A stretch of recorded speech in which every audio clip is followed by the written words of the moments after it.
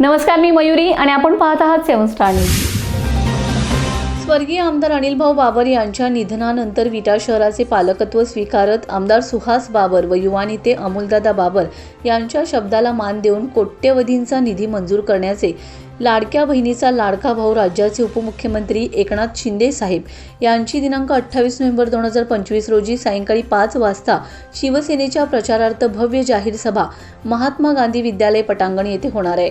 शहरासाठी सर्वात जीवनावश्यक असलेली सुधारित नळ पाणी पुरवठा योजना मंजूर करून देणे हा महत्त्वाचा टप्पा मानला जातो। अनेक वर्ष प्रलंबित असलेल्या या योजनेला शहरासाठी सर्वात जीवनावश्यक असलेली सुधारित नळ पाणी पुरवठा योजना मंजूर करून देणे हा महत्त्वाचा टप्पा मानला जातो। अनेक वर्ष प्रलंबित असलेल्या या योजनेला शिंदे साहेबांनी प्राधान्य देत संपूर्ण प्रक्रिया गतिमान केली।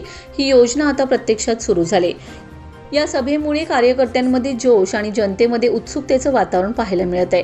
शहराच्या सर्वांगीण प्रगतीसाठी एकनाथ शिंदे यांनी घेतलेली जबाबदारी, त्यांची लोकस्नेही शैली आणि विट्यावरील त्यांचं विशेष प्रेम यामुळे ही सभा ऐतिहासिक ठरणार आहे।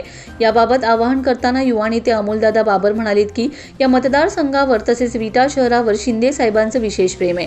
त्यांनी कोट्यवधी निधी विकासासाठी दिलाय। इथून पुढेही कोणताही निधी कमी पडू देणार नाहीत। सर्व लाडक्या बहिणींनी, युवकांनी आणि नागरिकांनी मोठ्या संख्येने यावेळी उपस्थित राहावे असं आवाहन करण्यात आले। 28 नोव्हेंबर रोजी होणाऱ्या या महासभेकडे संपूर्ण शहराचेच लक्ष लागून राहिले।